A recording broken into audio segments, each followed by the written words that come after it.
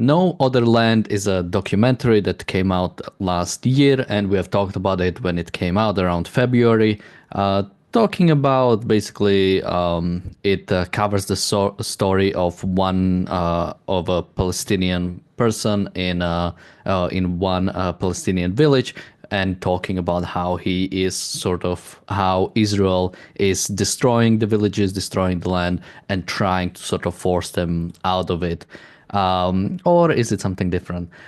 So today we'll talk a little bit about the documentary itself, at least from the descriptions I've seen. I haven't seen it.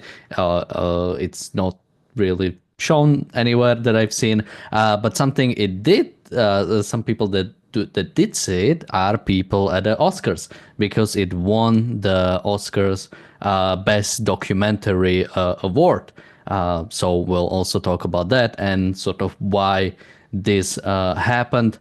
Joining me today are Marco and Richard. Now I want to go to the acceptance speech. It was a pretty standard acceptance speech, nothing too crazy, but there were a few buzzwords that I think might be interesting to go through. But first, Marco, what do you make of the story? Again, we have covered it last year when it came out. People can go check that out, check that video out. It's going to be in the description, but yeah, what do you make of it?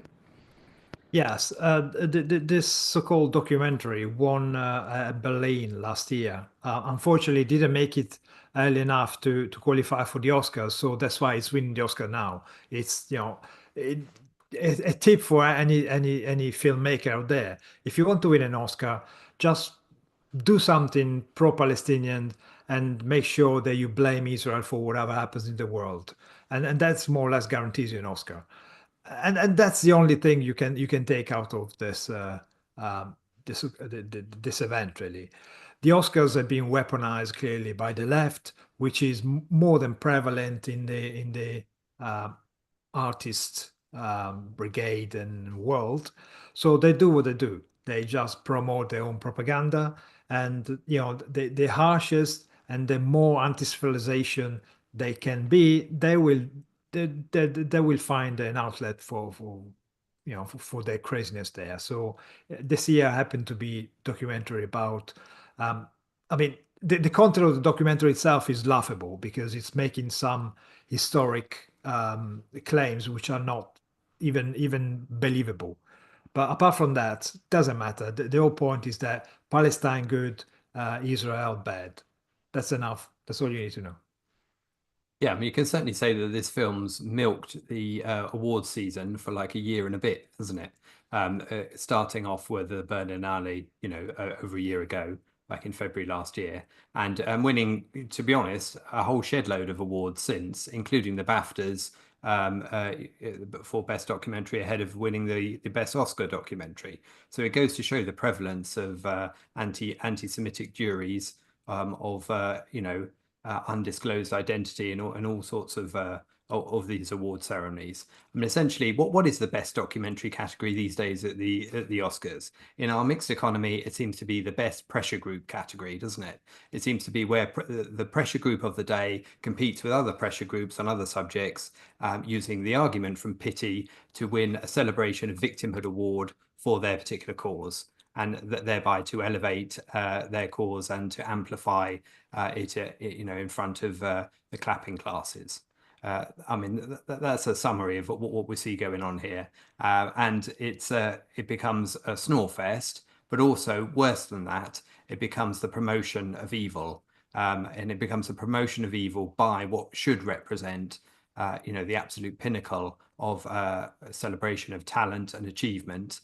And yet, when you look at these kind of films that they're celebrating, none of them are about achievement. They're literally all about victimhood, suffering, and it's designed to get you to emote, not to think, at every stage. We have a super chat from Bull Moose. Thank you so much. He says there are already videos showing one of the actors himself provoking soldiers into fighting him IRL. More stuff debunking this already out. And also thank you, Bonnie, for a super chat. Yeah, I mean, this is a common strategy. Something that I had yesterday, we on our WhatsApp groups, which I which are for our members, and I recommend becoming a member so we can join our WhatsApp groups, specifically the website member. We were talking about. I think I posted a picture of Bezalel Smotrich meeting with some American representative who was like super tall. It looked like almost Photoshop. But apparently Bezalel Smotrich doesn't have that good of an English, so we were sort of like laughing about it. And something that I've noticed with both this movie and with many sort of Palestinian propagandists is they are very good at English. They can speak English really well. Like they barely have an accent oftentimes and do manage to articulate themselves well. And this really and this is something that something different than Alex also mentioned some other time, that they oftentimes also sort of dress in Western clothing, again, to sort of appeal to the West, appeal to, I mean, mainly sort of American and sort of English speaking audience. But it is something that I've noticed, and it is a bit jarring that they always basically they really handle the sort of the propaganda game really well. I mean, that goes back to the sort of days of Yasser Arafat, basically really knowing that the way you win against the West is you propagandize, because they know they cannot win with strength. They will be beaten, but they can win sort of the moral fight because of the bankruptcy in the West that's going on right now. We have a super chat from Garbled Words. Thank you so much. He says, wasn't the main actor caught trying to set Palestinian homes on fire, hoping to blame the Jews on them? I mean, I would not be surprised, but I haven't seen that, so I cannot say for sure. But I mean, before we go to the acceptance speech, Marco, anything to say on the super chats? Well, not specifically on the super chat, but you mentioned, that they dress in Western clothes and all this kind of stuff, speak English. Well, of course, that's the whole point of the propaganda. You have to appeal to the audience that you're aiming this to, i.e., the lefties in the West, and make them feel like, look at me, I'm one of you. I dress like you. I have children like you. I have a life like yours. I just want to kill Jews. Well, that's besides the point. We don't talk about that. And so the whole point of the propaganda, the whole point of the film is exactly to make you feel like you're looking at yourself, and parallel yourself living in a different part of the world, and therefore using your emotion to judge what should be judged by reason, i.e., looking at the facts and making a conclusion based on the facts. But they don't. They just want you to make you feel good, make you feel like you are in distress, make you feel like somebody's on the receiving end or from a powerful bully. So that's how it works. That's why it's propaganda. And it's also propaganda by declared intent, really, because when you look at one quote from the filmmakers that describe the making of this film as an act of resistance on the path of justice. I mean, you're not here to make a film that properly lays out the full situation. You're here to propagandize one particular case by homing in so tightly with no no context whatsoever, that it really misleads by intent.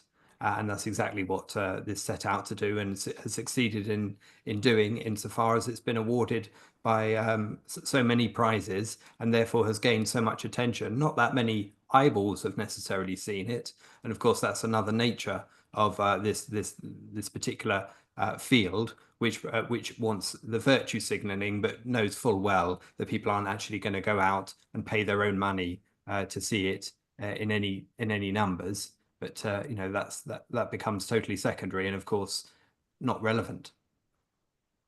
Now let's listen to the acceptance speech. So the people, this was produced by 4 people, but the 2 people that are going to be talking about are Bessel Adra, the Palestinian who was the one recording it, and Yuval Abraham, the Israeli. So one thing they'll mention is that this is a Israeli-Palestinian cooperation. So let's listen to that.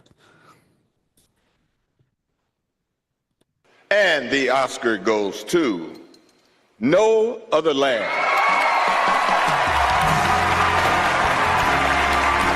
This is the first Oscar and nomination for Bessel Adra Rachel Shore, Hamdan Bilal, and Yuval Abraham. Thank you to the Academy for the award. It's such a big honor for the four of us and everybody supported us for this documentary. About 2 months ago, I became a father, and my hope to my daughter that she will not have to live the same life I'm living now, always fearing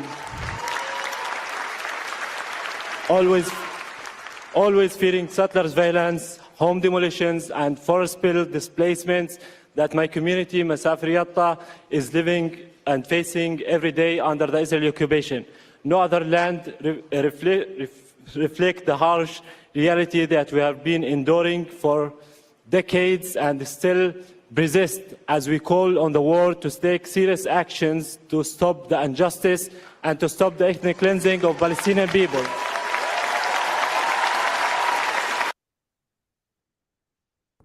Okay, let's just comment on the first part. So again, the same old genocide, ethnic cleansing. We keep hearing the same thing. We keep hearing it, and there is something also.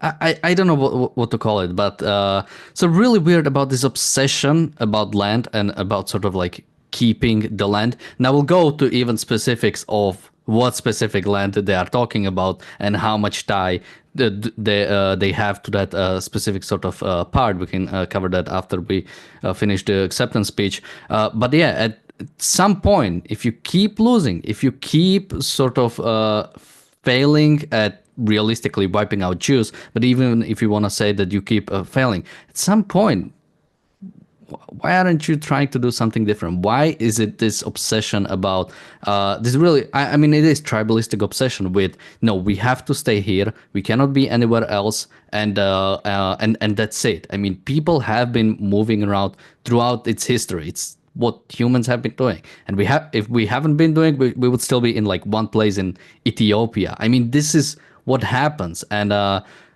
don't know, just something really irks me the wrong way. This and I mean, it really is based on propaganda, or sort of based on this.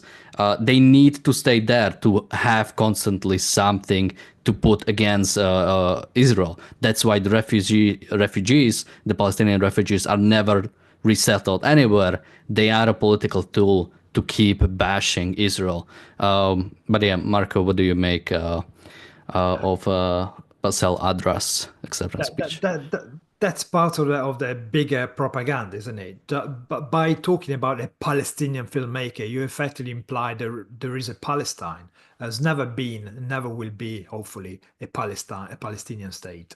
As you mentioned, it's a political, made-up institution that is there just to counterbalance the existence of the state of Israel, which is a legitimate state because it's a democratic state in an area of the world where democracy is nowhere near to be seen.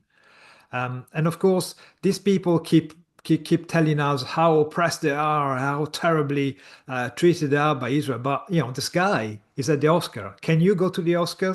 Can anyone, or the audience watching, or us, or whatever, do you think even go there and then be able to watch the show? Of course not. These people are hand-selected, hand-picked in order to peddle a certain narrative.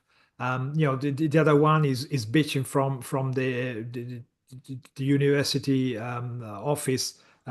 There's the other Palestinian is bitching from the UN. The other Palestinian is bitching from another institution. I mean, these guys are hardly hard done, hardly oppressed. No, they're all over the place. They can choose to leave Palestine, whatever day is, whenever they want. And actually, what they should choose to do is stop the violence that they engage with, stop attacking Israel every other day, stop causing terrorist attacks, and when there is a ceasefire, stop breaking the ceasefire. Let's remember that October 7th was a breach of a ceasefire, a brutal, a murderous one. They caused this. And of course, they're still holding hostages, which cannot be said too often. The hostage holding victims. Let's talk about propaganda then. You've got the imagery of the film itself. You've got the fact that it uses the medium of the documentary format to create the imagery necessary to bolster the propaganda. And you've got the fact that it homes in so tightly in that absence of context that I mentioned earlier, and of course that it negates the cause and effect and doesn't look at the bigger picture, what's really caused any of the misery that does occur, and who are those acting on their own volition and how that has led to this point, because that is obviously the key factor. But not only is there all of the visual side of propaganda, but there's also the other tool of propaganda, which is that repetition, that repeating things until they're drummed into you by rote, so that you repeat phrases like genocide or ethnic cleansing without considering what they mean, so that people are trained to parrot them back, and thus to further the cause that they were led into in the first place. And that you see even within the acceptance speech here. You see his reference to his daughter, for example, and wanting her to grow up into a different world. Well, of course, we would like the whole of the Middle East to grow up in a different world, a world that isn't suppressed by Islam, where women and young girls can lead the same free lives as men do within Israel, and that the opportunities are there for all of them, and of course that it doesn't they don't grow up under the ideology which makes them want to kill and effectively suffer the results of somebody fighting for their self-defense in turn. So all of that is missing from the speech. But of course, all you've got here is this emphasis that a Palestinian activist, which is being presented as a documentary maker and an innocent individual for a start, together with the added kudos of a Jewish representative who's also playing the Finkelstein role in bolstering the position of both of them by nodding along and by playing his part in promoting this Palestinian pro-Hamas propaganda, which is essentially what it is. Then you get the end result, which sadly then wins an Oscar and devalues the whole nature of award ceremonies of this nature. Yeah, someone in the chat says it's a good thing they had a few ignorant token Yehud on the project. I wouldn't sort of excuse the moral bankruptcy of the Israeli person, Yuval Abraham. I think he's absolutely complicit in this. He knows what he's doing, and there is this certain with these sort of Finkelstein types like. Yeah, look, I'm a Jew, but I'm against Israel, or I'm for Palestinians. I think it really is fundamentally sort of rooted in altruism, in basically, look, this is against my values. This is against my sort of, well, it's both altruism and tribalism, right? Because you have sort of like intrinsic values because you're Jewish, and then you go against those values, which is altruism, that you sort of give up on the values that you have sort of intrinsically because of the way sort of people are thinking tribalistically. Something you did mention about Marco?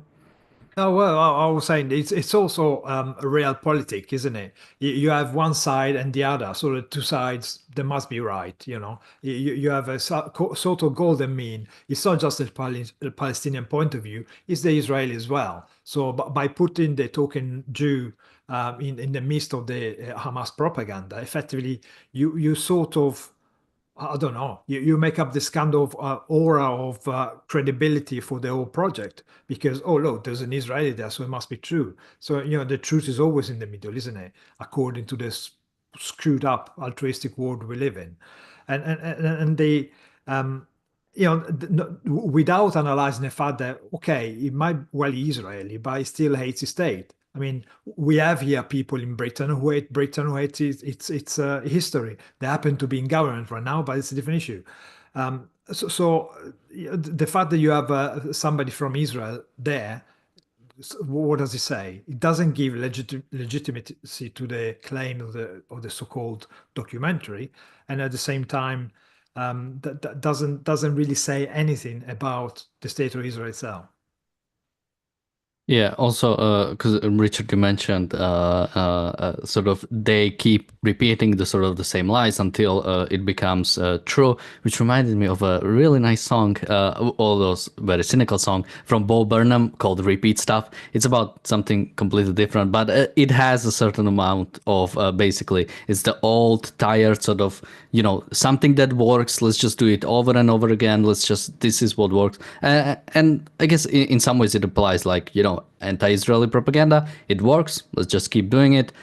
This is and it is working. I mean, Israel is largely abandoned by the West because of this repeated propaganda. Because people keep saying ethnic cleansing, open air prison, genocide. And all of these, you keep repeating it, and that's all that anybody remembers. That's all anybody focuses on. Let's listen to the second part of the acceptance speech.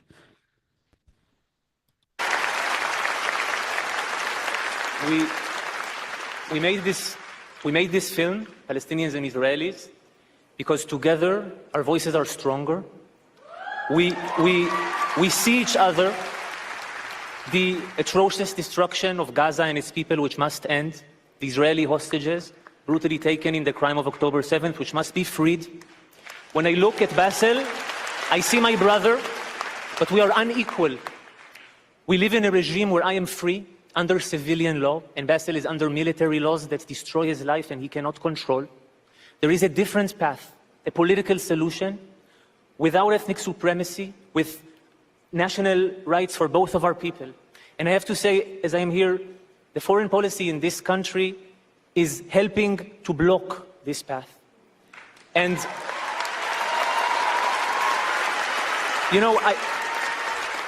why? Can't you see that we are intertwined? That my people can be truly safe if Bassel's people are truly free and safe. There is another way. It's not too late for life, for the living. There is no other way. Thank you. Rachel Shore, Hamdan Balal, Sigal Yehuda, Close Up Initiative, Annie Fabini, thank you. Now, so something is said about he looks at him as his brother, but they are living under different rules. It's usually what happens when you live under sort of different structures. They are not living in the same country. The parts of the West Bank are not part of Israel. It's simply not what's happening. And they keep repeating that it's the same thing, that West Bank is under occupation, Gaza is under occupation, and this is sort of the same thing. But this is what was the result of Oslo, which we'll go into a bit, that there was some land given to the Palestinians, and they are now using that to again continue arguing against Israel. Like they got something, and it's still and they use the same thing they've got to basically push for more, to basically push for the actual destruction of Israel. Again, they keep saying, they want the one country under the sort of the same rules with the same rights. When Palestinians got a chance to elect people, they elected a terrorist organization, Hamas, and secondly, they elected a different terrorist organization called the PLO, Palestinian Liberation Organization. And then there was a third one which got like 2% of the votes, which I don't know much about, but I have a suspicion it's not fully on board with Israel either. So we want the people, the Palestinians, who, and also on October 7th, have constantly have breached the border, civilians to go attack Israelis. When they lived in the same country, they constantly committed terrorist attacks against Israel. So again, when you call for a one state, you could say that it's going to be the same rights and it's going to be the same thing. But whenever it happened, we've seen that Palestinians want to drive Israelis out of the land. I mean, Marco, what do you make of the second part of the acceptance speech? Honestly, the amount of bullshit that came out from the mouth of that guy is just beyond belief. To effectively imply that his brother lives under a different regime because he happened to be both there, the governments come from spring out of the land, so that there are a weather forecast. You can't do anything about it. No, it's a human choice. Men choose what kind of government give them to give themselves, and at the same time the so-called brothers were offered times and times and times again their own land as a two-state solution, and every single time they refused. Not only they refused, but they attack Israel.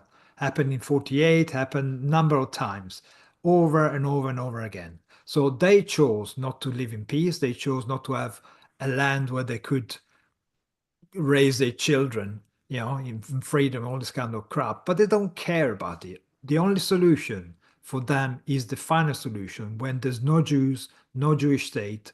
They do not want to settle with any Jews in the world. They just want them gone because their religion, Islam, it effectively it tells them to do so, and they're quite happy to go for it. They don't care about freedom, they don't care about their children, they don't care about civilization, they only love violence and destruction. And until the last Jews is destroyed, they're not going to rest in peace ever. Look at how he talked in that second half of that acceptance speech about the hostages must be freed. He gabbled through quickly before carrying on with a different point. And that's the point, isn't it? It's always a subordinate clause in a sentence that has the opposite point to it.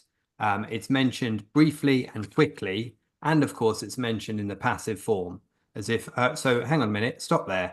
Hostages must be freed. Sorry, by whom? By the people for whom you're making this propaganda film. And yet Israel is always made the very the cause of anything that relates to Palestinian suffering. It's not that Palestinians are suffering as a passive statement. It's always that Israel is causing. No, it's state of nature. Palestinians are suffering. Yeah, because of Israel. Always that is the inference there. And look at everything that he said towards the end of that second half of that speech. It's all about making the point that terrorists are freedom fighters. Because he's talking about how how people can be my people, meaning the Jews, can be safe if his people are free. So freedom is only achieved through terrorism, is what he's saying. It's justifying the terrorism of the freedom fighter from the freedom fighter argument, the classic argument we hear in all sorts of settings, and that's despicable. Because, I mean, since the 2005, since the disengagement from Gaza, they had a full opportunity to be free and to use Gaza in any way they wanted to make it a prosperous place, and yet they chose to build the tunnels, to fire the rockets, to create the infrastructure, and then of course to take hostages at every opportunity, including so many on October the 7th. So all of it is despicable when you look at it. And then of course you pull back, don't you, to see the larger group standing on the stage, and you see the clapping and the cheers and all of that, and you see the setting in which this is presented, which gives it such a different level of emphasis from any other setting. And of course you're reaching a different audience as well in many cases. You're also reaching the audience that A, isn't going to watch this particular documentary, B, doesn't particularly pay much attention to the news, but is just there for the glamour and the films generally. But of course, they're still being fed this propaganda line, and all they need to hear are these keywords repeated, to which they can then repeat, which means that the job is done. So it's quite despicable, really, isn't it? Is it not surprising? But every time you hear it in its new form, it's despicable. Together we're stronger, really. The hostages that were taken from Israel are stronger for being in the hands of the Palestinians and Hamas? I don't think so. Yeah, I'm sorry for Selena Gomez and Samuel L. Jackson for having to actually give out that award, because I do kind of like both of them. I don't know where they even stand on when it comes to this sort of issue, but generally with Hollywood actors, it's not the best. But yeah, now going into the actual documentary. So as I mentioned at the start, it follows Basel Adra. That was the first person who was speaking, a Palestinian activist documenting Israeli military efforts to remove the so-called ancient Palestinian villages in the West Bank region of Masafer Yatta. Now, specifically about what that location is, first of all, this is in Area C, so this is controlled by Israel. This is the sort of the part that is designated by Israel, and that Palestinians or sort of Palestinian Authority doesn't have any control over. And basically, the sort of the thing is that they are being kicked out of there. People make case that Palestinians are not able to build there. That basically, because yeah, when Palestinians build there, it is removed because they do not have the permission to do that. Those structures are illegal. Now, when it comes to sort of the ancient thing, there was no Palestinian occupation here before the 90s, before the late 90s, before Oslo. So before Palestinians actually had no land in a way that all of West Bank, all of Gaza was under control of Israel. Once they were given specific areas that they could have, they decided to again go into areas that are not given to them, even by the Oslo. So they can get kicked out of there because they are not allowed to build there, and they can make propaganda out of it. This is the whole thing. Again, there is no ancient thing there. They were not there.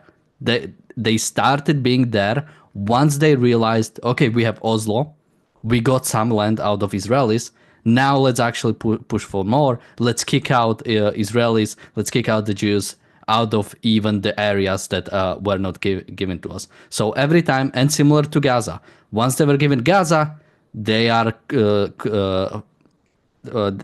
going to do more terrorism. They're going to support more terrorism, so they can still completely kick the Jews out of Israel. Anytime Israel sort of compromises or gives them anything, they use that anything to go against Israel.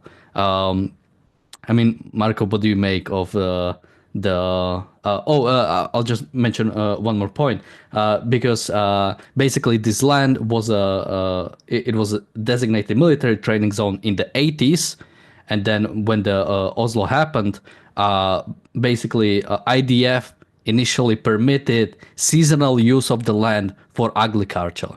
So again, they were given some special privilege. They said, okay, this is Area C, this is our, but we give you basically, we give you a permit to use it for agriculture. And they use that sort of thing similar to how the Gazans that got work permits to work in Israel used it to gather information for Hamas so Hamas can commit it Israel. Anytime there is a compromise, Palestinians use it to try to kill as many Jews as they can. This is the way it is. I mean, Marco, what do you make of the point that the documentary was trying to make? Yeah, well, as I mentioned at the beginning, it's totally bogus and a made up argument. But then again, the argument doesn't matter. It's about the feeling that the propaganda documentary is supposed to form, about making the audience in the West think that the homes of these poor people are being destroyed by the nasty Israel. It doesn't matter, as you mentioned, the context is that those homes should have not been built. Those homes were built by instigation of the Palestinian Authority, because they know very well that Israel will destroy them, and by doing that, they can have some footage to make the scandal propaganda. So it worked perfectly well. Worked exactly according to the PA's plan. But history doesn't really count for anything in this occurrence, because again, it's propaganda. It doesn't matter that the only ancient ruins that you find is is the old temple, for example, in Jerusalem. The Jewish one is Jewish settlements, is Jewish artifact that you find from centuries ago, thousands of years ago, and nothing from the Palestinian, because the Palestinians, again, is not an ethnicity, it's not a group. It's been invented in the 60s by the PLO.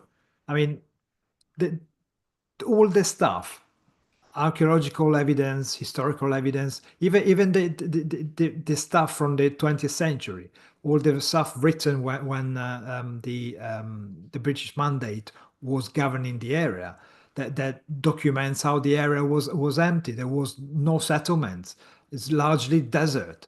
Look at the pictures of the founders of Tel Aviv in a desert area. Suddenly, spring up with skyscrapers once the Jew take over and start building. That land was barren land, unused, and used at best for grazing, seasonal grazing for animals. Because let's face it, in the Middle East, there isn't a culture. There isn't a culture of creation. There isn't a culture of the same culture which allowed Israel in such few years to become the powerful economic and political structure that it has become. The Arabs that occupied the area before the foundation of the state, coming from the Ottoman Empire, coming from Arabia, they didn't do anything with it. Those cultures are not out there to make life easier. They're just there to follow the dictator of a god, and they don't care about making life better, because that's not about what they want. It's a sole conquer, destruction, and taking advantage of what's there. If it's not there, well, they live in misery. I think if you look back to the Oslo Accords, you see the fact that all of the concessions made in the course of those accords were instantly banked. Then the slate is rewritten, and it's the exploitation of things like Area C and making sure that they can gain more from as a means of pushing against Israel and against Jews generally, and that's the standard MO. So it's the same at every stage. A concession is never acknowledged and never concentrated on. It's simply, what else can I get? Is the next mode of approach. And I think when you look at this particular village that this documentary focuses on, and the fact that it is in this area that you're talking about, this Area C, and the fact that it doesn't have it's treated as a microcosm, of course. It's presented to you in the viewer as a microcosm of, look at these evil settlers destroying this settlement. But of course, it doesn't recognize and doesn't emphasize the fact that the settlement should have been there in the first place and was illegally built. And of course, that it doesn't have the longevity that it's claiming, and that it's their key argument. Their argument used all the time, which we expose as erroneous on many of these shows, but the longevity of presence is not even there in this case, even if you took that argument. So I think that that's another factor here which makes it ludicrous, but of course, sadly, it does work. Yeah. Now, as sort of last thing I want to do, I want to read a few paragraphs from one of the articles I've seen on this documentary winning at the Oscars, and comment on it. So let's just read it. I'm skipping large parts and I'm going to the end.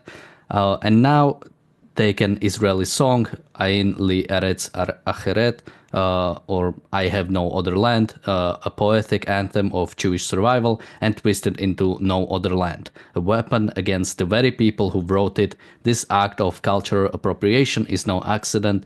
It is a part of broader strategy to erase Jewish historical claims while fabricating Palestinian ones.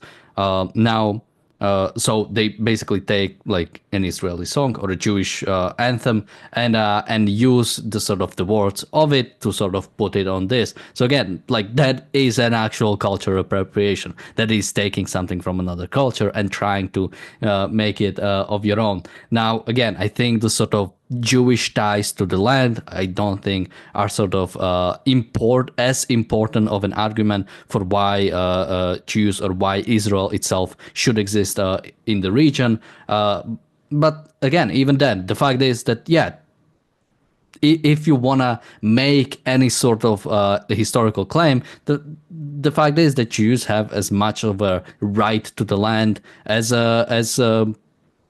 any other sort of culture that has been sort of present in the region. And by sort of trying to use that, again, it's trying to wipe out because in sort of the modern way we speak about sort of borders or sort of what makes a nation, it's all about tribalism. It's all about who belongs to the land. So by erasing sort of Jewish ties to the land, that's how Palestinians can see the best way to sort of argue against Israel. Now, again, the number one argument for Israel should be it's a free nation, it's a rights-respecting nation, and it's the only rights-respecting nation in the region. And any sort of state Palestinians are trying to enact is not a state that's free. It's a state that's at the most moderate way. It will be some sort of like slight, like half secular dictatorship, and at the sort of more extreme versions of it, it would be sort of Muslim Brotherhood-esque dictatorship. So no freedom, no rights, no respect for any sort of thing. So again, Palestinians are the ones who are asking for slavery of Palestinians. They want to keep Palestinians in the land that is not going to give them any sort of rights, that's not going to recognize any of their rights.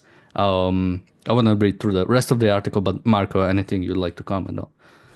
Well, no, just reiterating the fact that the Palestinians are the one that teach their children how to kill Jews. They create this kind of expectation: when you grow up, you should kill Jews. Again, fact. Just look at all the interviews made to children in the West Bank, and that's the West Bank, which is the more moderate of the Palestinians. Gaza, well, we know what they've done. They taken billions and billions from the international community and built a war machine, dug tunnels. They didn't make life easier for their people. The very people who voted for Hamas because they had this charter that promised them the destruction of the Israeli state. Despite that, they still voted for them. Because of that, they voted for them. And they lived in misery all the time. They are quite happy to be part of the machine that is supposed to destroy the Jews, because they don't care about life. They're all worried about making a good way, dying in a good way, so they can join their ghosts in the sky and all this kind of stuff. And of course, for example, the other day in Israel, they discovered they made an incredible medical discovery of how human bodies deal with antibodies and create effectively resistant to bacteria and stuff like that, which wasn't known before. What have the Palestinians ever done for humankind? What have they ever created? Have they ever come up with anything?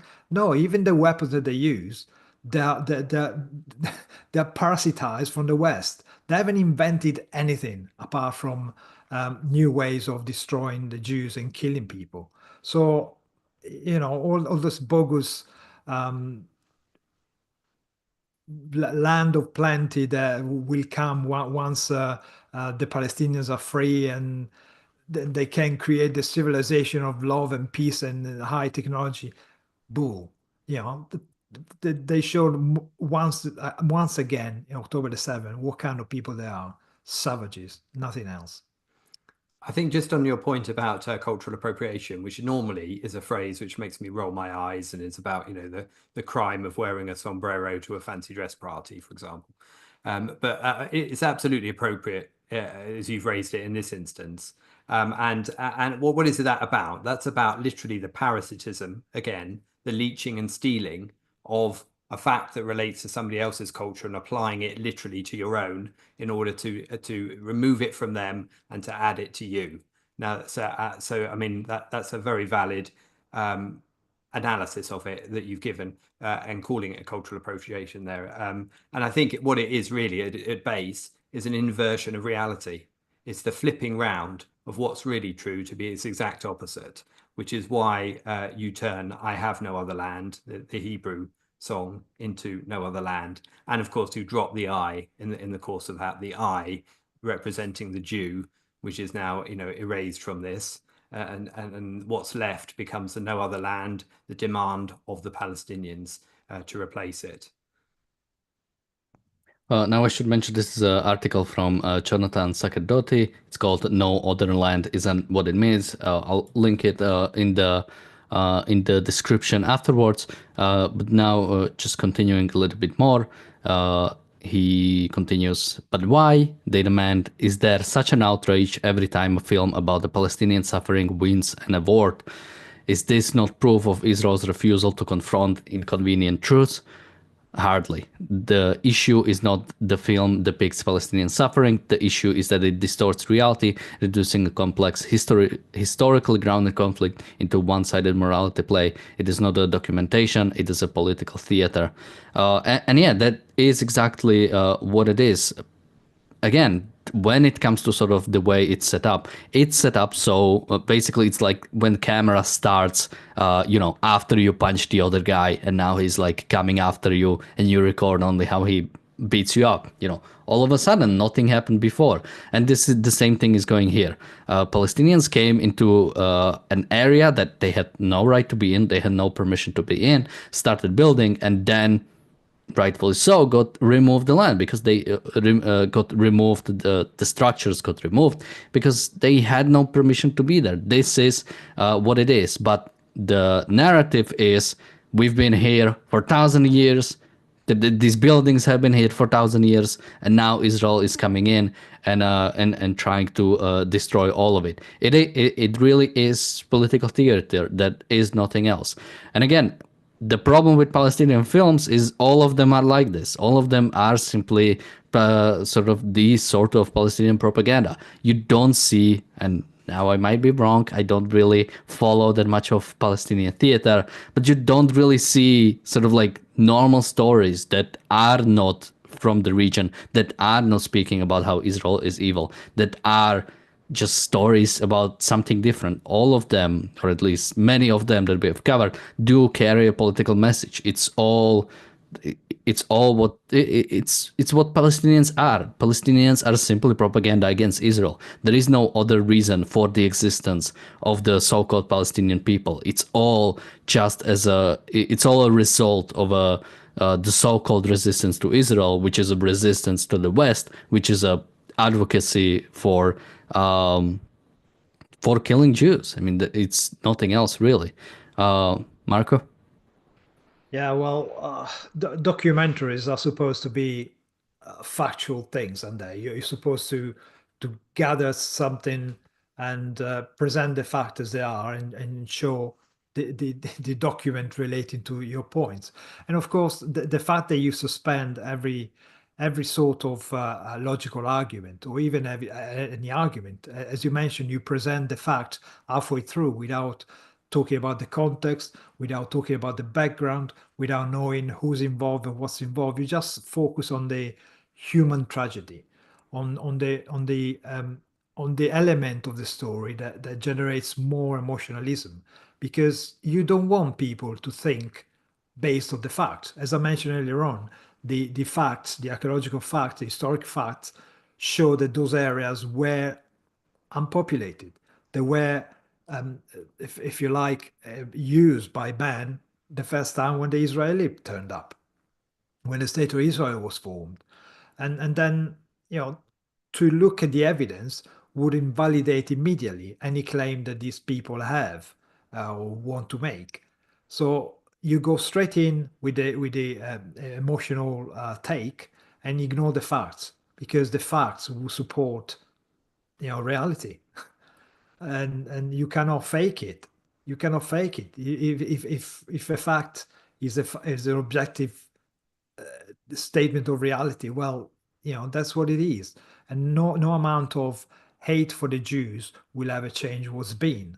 So these people can try until they're blue in the face, but unless they just outright lie or just continue with this emotional appeal to the audience in the West, they will never get anywhere else.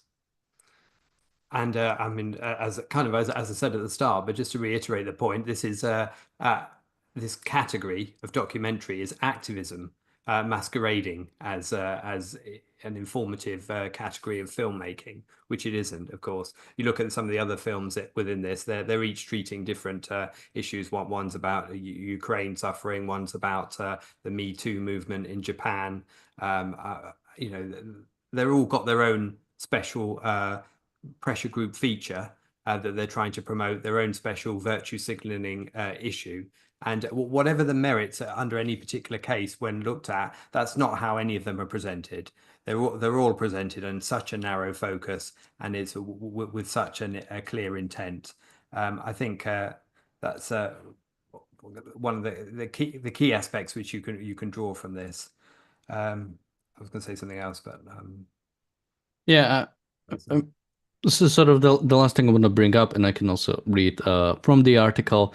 So I'll just finish the last paragraph. Israel is not just fighting a war on the battlefield, it is waging an equally critical war against a well-oiled propaganda machine, one that operates through newsrooms, PR firms, NGOs, academia, and yes, even Hollywood. No other land is merely the latest weapon in an ongoing campaign to erode Israel's moral standing, leveraging emotion over evidence, outrage over understanding. And this is, I think, the most important part. It's not that this movie was made, you can't really stop that. It's the fact that it won the Oscars for the best documentary. It's the fact that we give in to the Palestinian propaganda and we continue funding it further and supporting it further.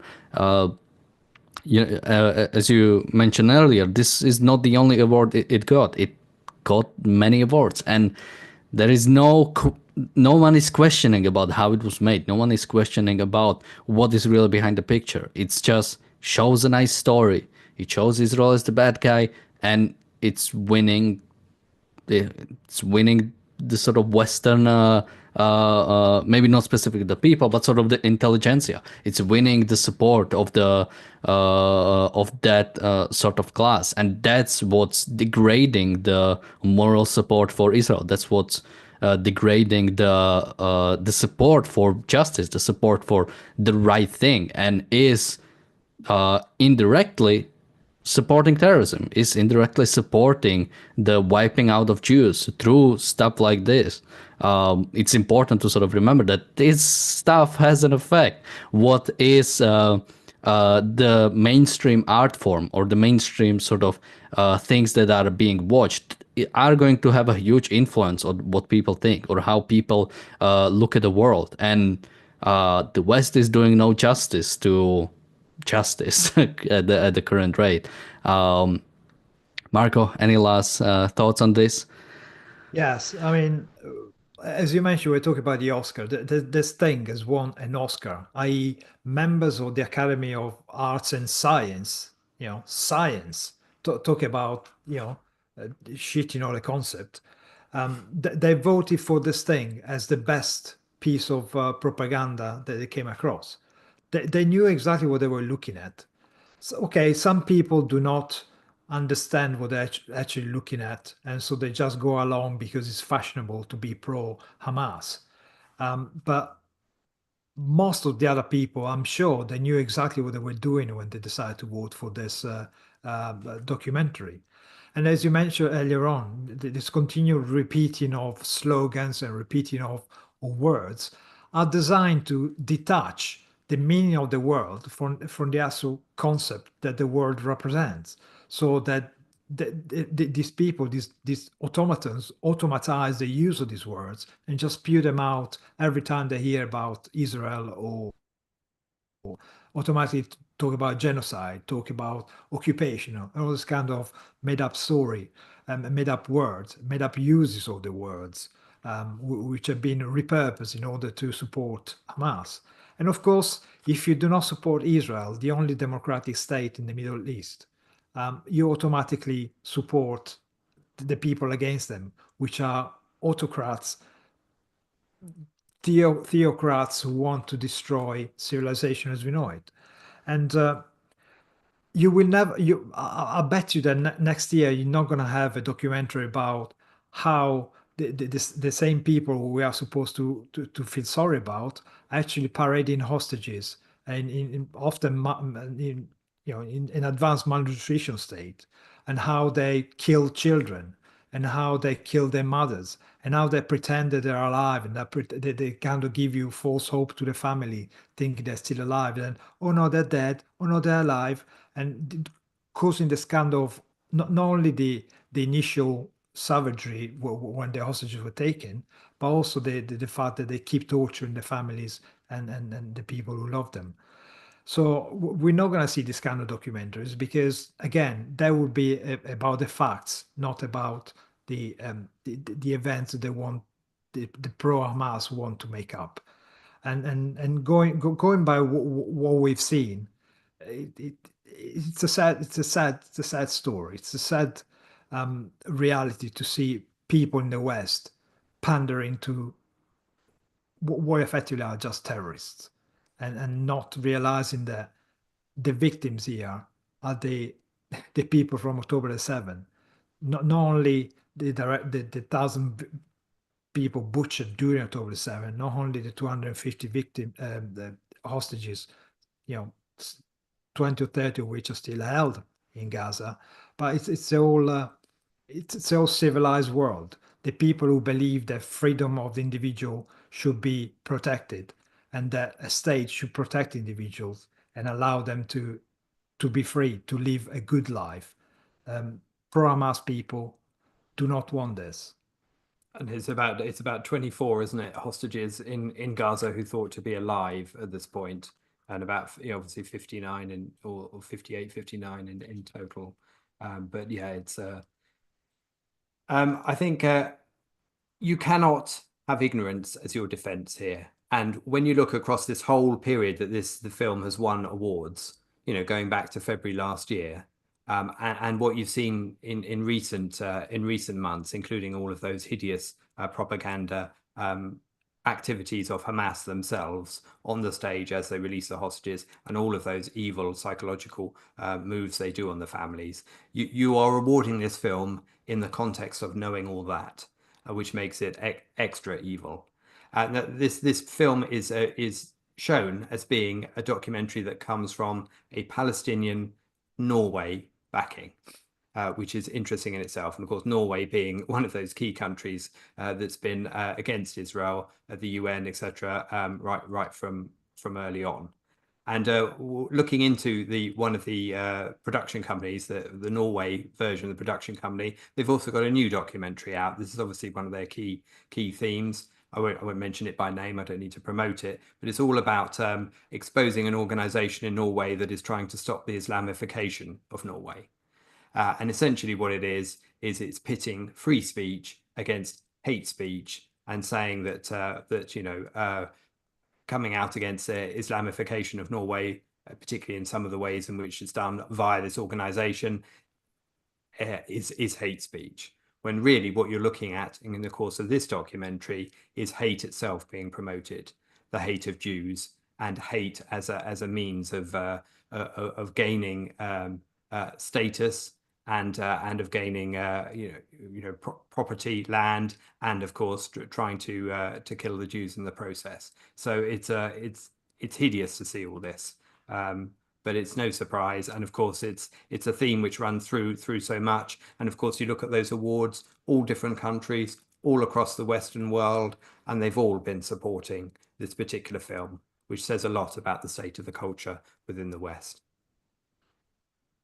Someone in the chat says the only award this film deserves is the Leni Riefenstahl Award for Propaganda. I recommend checking out the last episode we did on this, because I believe it includes that in the title. It's going to be in the description. Where can people find you? You can check out the Briefly Objective sister channel to this with short form material taken from conversations on this channel with added visuals. So please check that out. Links in the description below. And with that, we are going to be back tomorrow with another episode of the Daily Objective and the reality show. Until then, thank you guys for joining me today. Thank you everybody for watching, and bye-bye.